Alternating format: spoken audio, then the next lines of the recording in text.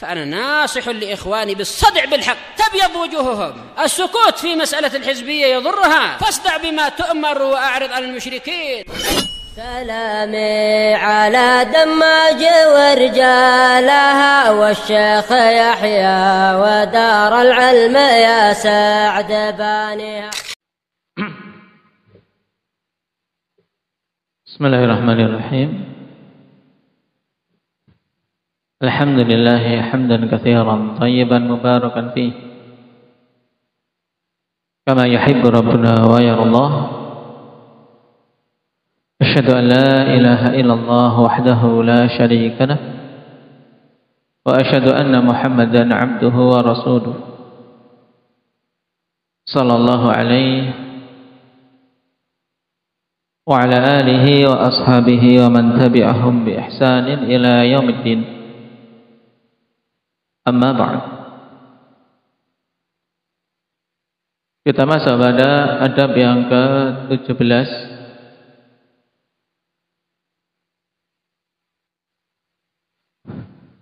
Qala Syekh Bakar Abu Zain rahimahullahu taala, al-amru as-sabi' asyar,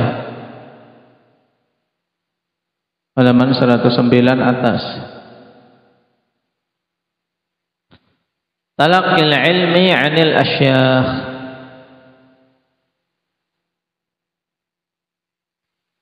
mengambil ilmu dari para syekh, dari para guru. Yang telah kita lewati pada adab-adab sebelumnya bahwasanya dalam memilih guru dua hal pokok hendaknya diperhatikan, sebagaimana dalam ayat al-qawiyyu al-amin, butuh al-quwah dari sisi quwwatun ilmiyah, dan dia seorang yang memiliki amanah sehingga tidak menggiring orang-orang yang belajar kepadanya kepada tahazzub atau kepada fanatik terhadap dirinya atau kepada kebatilan dan bid'ah. Qala al-aslu fi at-talabi an yakuna bi tariqit talqin wa talaqqi 'anil asatidz.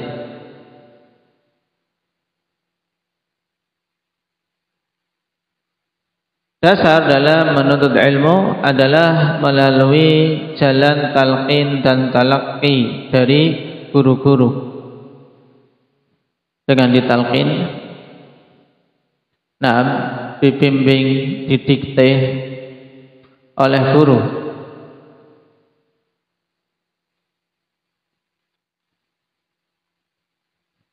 Wal musafanati lil asyakh. Al musafanah akhwan, yaitu dengan apa? Dengan duduk bersimpuh. Asalnya dari apa? Dari membenturkan lutut ke lutut, yaitu duduk bersimpuh. Sebagaimana tergambar pada hadis Jibril ketika beliau datang kepada Rasulullah sallallahu alaihi wasallam, fa asnada rukbatayhi ila rukbatayhi. Ini maksud dari al-musafanah lil asyakh, yaitu dengan duduk bersimpuh berguru kepada ulama atau kepada penyambung lidah dari para ulama, dari para talabatul ilm. Wal akhdhu min afwahir rijal la min as-suhufi wa butunil kutub, dan mengambil ilmu dari lisan-lisan para pengemban ilmu. Afwahi ar-rijal, yaitu dari mulut-mulutnya para pengemban ilmu, dari orang-orang yang memiliki ilmu, bukan mengambil dari lembaran-lembaran dan perut kitab. Yaitu bukan otodidak, bukan hanya sekedar apa? Membaca tok. Apalagi baca buku-buku terjemahan. Nah, ini tidak cukup sama sekali. Baik. Karena betapa banyak kan buku-buku terjemahan, penerjemahannya sembarangan. Apalagi buku-buku yang tebal, yang berjilid-jilid, cenderung pada penerjemahan mengejar sisi komersil. Ini terjemahan. Kemudian kalau dia sudah bisa baca kitab juga, tidak boleh membaca kitab namanya mengandalkan sekedar baca mutalaah tok. Tapi dia harus mengambil ilmu, terutama dasar-dasar ilmu, sampai dia memiliki malakah, memiliki kemampuan untuk berkembang dan membahas, menuntut ilmu di sisi ahlinya. Qala wal awwalu min babi akhdhin nasibi 'anil nasibin natiq wa huwa al muallim. Dan metode yang pertama yaitu mengambil ilmu dari lisan-lisan para pengembannya itu, termasuk dalam upaya untuk mengambil apa? Mengambil nasab dari orang yang punya nasab yang berucap, yang hidup, yaitu guru. Karena ilmu ikhwan kita butuh apa? Butuh mengambil apa? Jalur untuk dapat warisan, sebagaimana telah diulang-ulang. Ilmu itu warisan, sehingga butuh kita punya jalur pewarisan. Tidak langsung apa? Dari kitab, tapi butuh muallim, butuh pengajar.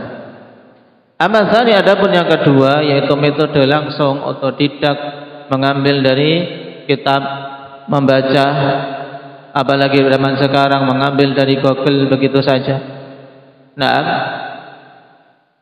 fahuwa jamad, ya, mengambil dari kitab, padahal kitab itu adalah jamad, sesuatu yang mati, tidak punya ruh.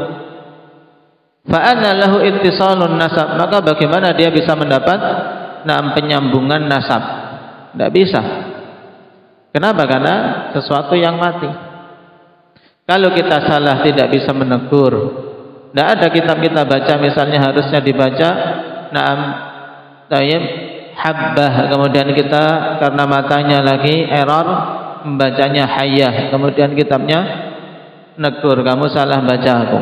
Tidak ada. Ya kan, Jamil? Nah, tidak akan bisa menegur kalau kita salah. Tayyib.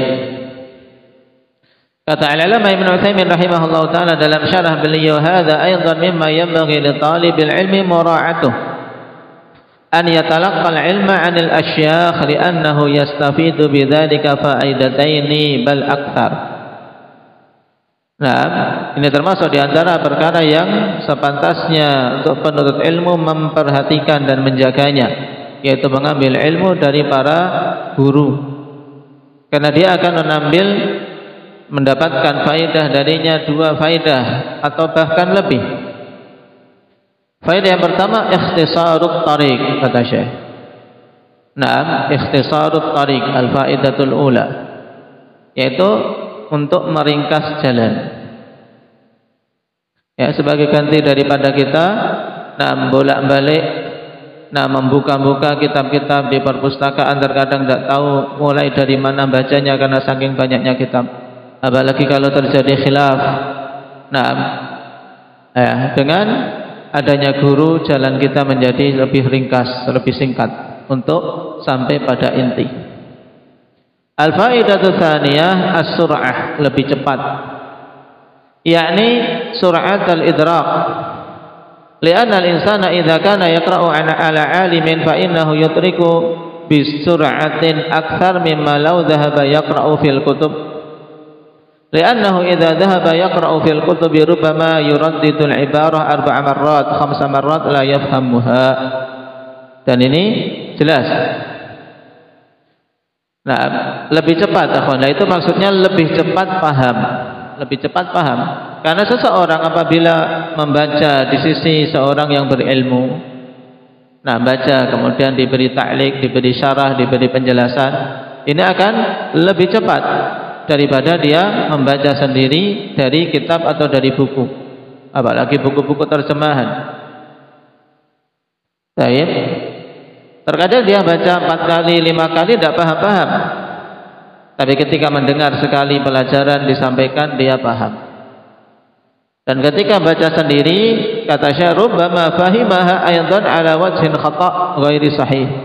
Terkadang paham pun dia pahamnya salah, tidak benar. Kenapa? Karena dia menggambarkan apa yang ditulis ternyata beda dengan yang diinginkan oleh penulis. Dan ini banyak terjadi, akhwan. Nah, dalam praktek memahami hadis, nah, ketika tidak mengambil langsung dari para ulama, seorang bisa keliru. Contoh, akhwan, yang keliru gara-gara penerjemahan misalnya. Karena sekedar mengandalkan terjemahan, entah yang menerjemahkan paham atau tidak juga. Yaitu tentang hadis Ummi Salamah. Nah, berkaitan dengan larangan mencukur rambut, menggunting kuku atau kulit bagi orang yang mau udhiyah ketika telah masuk 1 Dzulhijjah.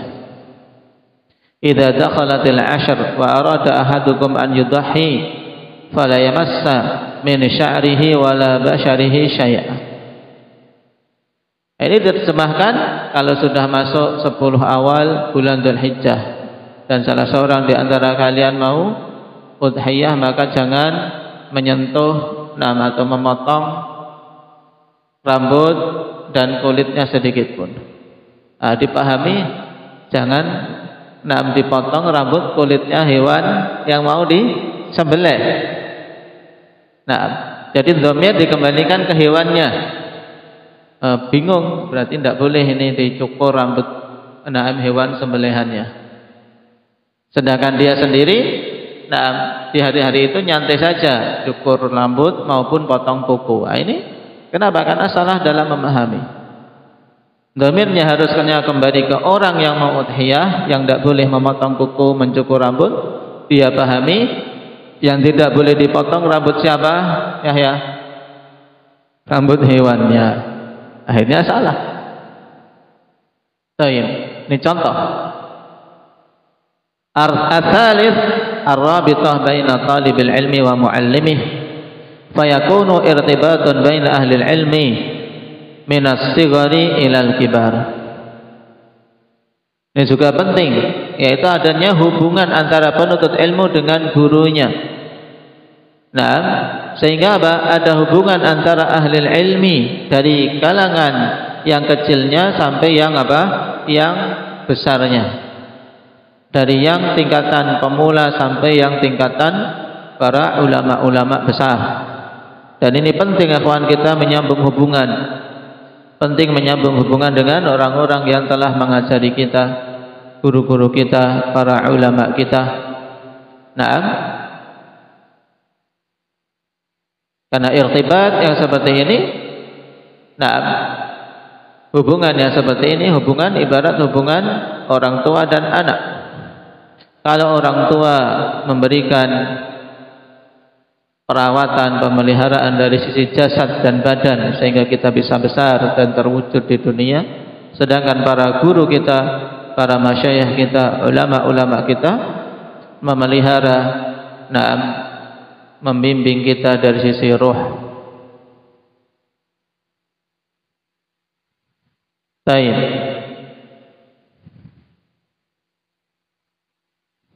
Kemudian kata Syekh Bakar Abu Zaid rahimahullahu taala, waqad qil, halaman 110, man dakhala fil ilmi wahdahu kharaja wahdah. Dan telah dikatakan dalam ungkapan ulama terdahulu, yaitu dalam Al-Jawahir wa Durar, kata karya As-Sakhawi. Dikatakan siapa saja yang masuk ke dalam ilmu sendirian, maka dia juga akan keluar sendirian, yaitu tidak dapat apa-apa. Masuk ke dalam samudera ilmu sendiri, ya, pulang keluar sendiri, tidak ada hasilnya. Ay man dakhala fi talabil ilmi bila syaikhin kharaja minhu bila ilmin. Ini maksudnya, yaitu seorang yang masuk dalam menuntut ilmu tanpa guru. Istilahnya apa ini dalam bahasa kita, orang yang belajar tanpa guru? Mujahid.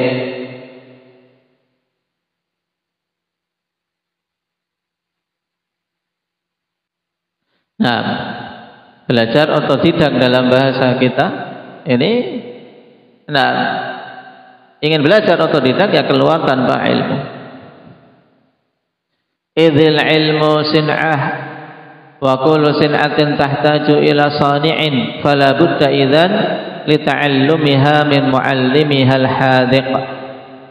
Sebab ilmu itu kan keahlian, dan semua keahlian itu butuh apa? Yang ahlinya. Ya, mau dapat keahlian ya butuh mengambil dari ahlinya. Baik, maka mesti untuk belajar dari apa? Dari guru yang memang mumpuni. Dan telah kita lewati dulu juga harus ada syarat kedua, yaitu selain memiliki kekuatan ilmu juga memiliki amanah. Memiliki amanah. Baik. Kata Syekh Ibn Utsaimin dalam syarahnya, hadza aidan sahih. Faqad qil innahu man kana daliluhu kitabuhu khata'uhu aktsar min shawabihi. Ini juga ungkapan yang masyhur, dikatakan siapa saja yang petunjuknya adalah kitabnya, ya, yang menjadi apa? Penunjuk diri adalah kitabnya, maka kesalahannya akan lebih banyak dari sisi benarnya. Hadza huwal ghalib bila syak. Ini mayoritasnya tanpa ada keraguan. Lakin qad yanduru minan nasi man yukarrisu juhudahu takrisan 'aziman wala siyama idza lam yakun indahu man yutalaqqal ilmu indah. Fayatamidu i'timadan kamilan 'ala Allah wa yad'abu laylan wa nahara wa yahsulu minal ilmi ma yahsul wa illam yakun lahu syekh. Jadi ungkapan tadi akhwan yaitu pada mayoritasnya. Tapi terkadang ada kondisi yang sangat jarang, yang duru minan nas, dan nadir, sesuatu yang nadir, sesuatu yang sangat jarang dalam syariat kita kan tidak dibangun di atas hukum. Ini di luar kebiasaan, sesuatu yang luar biasa. Ini kita tidak bisa kemudian aku yang pengen yang jadi yang luar biasa, ya. Nah, yang dibangun hukum padanya itu yang apa? Yang mendominasi. Sesuatu yang di luar kebiasaan tidak dibangun hukum. Cuman ya ada terkadang ya di luar kebiasaan manusia ada orang yang betul-betul mengerahkan upaya yang sangat besar, terlebih lagi ketika tidak mendapati orang yang mau diambil ilmunya karena tidak mendapati guru di tempat tersebut. Fayatamidu i'timadan kamilan 'ala Allah, maka dia pun bersandar secara sempurna kepada Allah, minta tolong, minta diajari, minta dibukakan ilmu kepada Allah, dan berupaya malam dan siang sehingga mendapatkan ilmu walaupun tidak memiliki syekh. Dan biasanya seperti ini ya telah memiliki dasar-dasar ilmu, terutama lughah Arabiyah, orang-orang Arab. Nah, memiliki dasar-dasar ilmu. Baik. Qala Syekh Bakar Abu Zaid rahimahullah, wa hadza yakadu yakunu mahalla ijma'in min ahli ilmi illa man syadza. Dan ini hampir-hampir merupakan perkara yang disepakati di kalangan ahlul ilmi, yaitu tentang apa? Dituntutnya belajar dari guru. Nah, tidak langsung otodidak. Kecuali orang yang nyeleneh, illa man syadza, yang nyeleneh, berpendapat bahwasanya tidak perlu guru.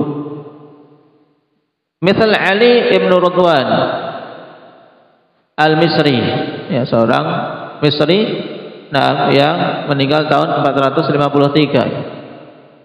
Faqad radda alaihi ulama asrih wa man ba'dahum, dan telah membantahnya ulama di zaman dia dan ulama-ulama setelahnya. Qala al-Hafidz Adz-Dzahabi rahimahullahu taala fi tarjamatihi lah, dalam syiar, nah, bisa dilihat di bawah. Imam Dzahabi nah mengatakan dalam biografinya, walam yakun lahu syaikhun bal ishtaghala bil akhdhi 'anil kutub wa sannafa kitaban fi tahsilis sina'ati minal kutub wa annaha awfaqa minal muallimina wa hadha ghalat.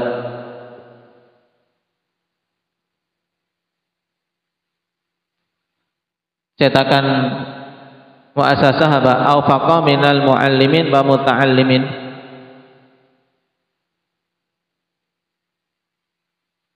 Muallimin. Muallimin itu. Sahih. Berarti sama. Kata Imam Zahabi rahimahullahu taala. Taib. Walam yakun lahu syekh. Tentang siapa ini? Ali bin Ridwan. Dia tidak memiliki guru. Bahkan dia menyibukkan untuk mengambil ilmu dari kitab-kitab, mengarang kitab untuk bisa mendapatkan kemampuan mengambil ilmu dari kitab, dan bahwasanya itu lebih lebih aufaq, lebih lebih dapat taufik, lebih benar daripada mengambil dari guru-guru. Wa hadza ghalat, kata Imam Zahabi, ini adalah kekeliruan, ini salah, pendapat yang salah. Bahkan mengambil ilmu dari muallim yang memiliki kekuatan ilmu dan amanah itu lebih lurus jalannya. Faqad basata as-Safadi fil Wafi ar-radd alaih wa anhu az-Zabidi fi syarh al-Ihya an adadin min al-ulama mu'allilina lahu bi'iddati ilal minha ma qalahu Ibnu Butlan fi ar-radd alaih.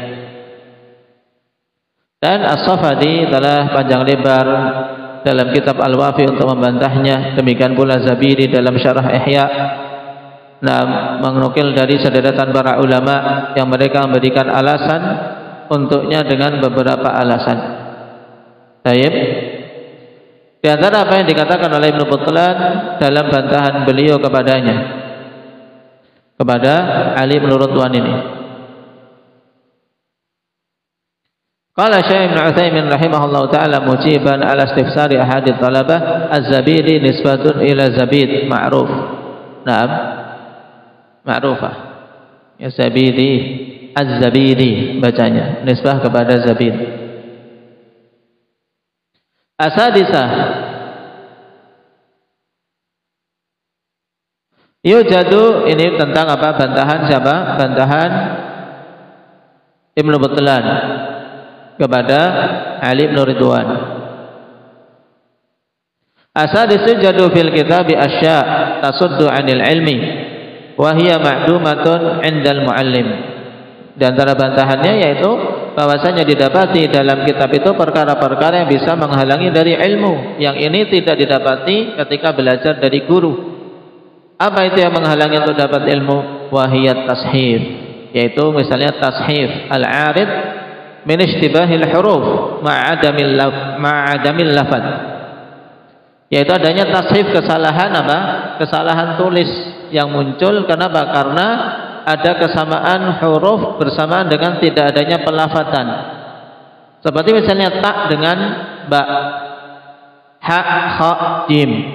Ini kan bentuk hurufnya sama, cuman beda titiknya. Ini sering bisa terjadi tashif titik, kesalahan titik. Apalagi zaman dulu ya kawan, masalah titik koma ini tidak terlalu diperhatikan. Bahkan awal-awal dulu tulisan Arab itu tidak ada yang namanya titik, tidak ada titik, tidak ada harokat.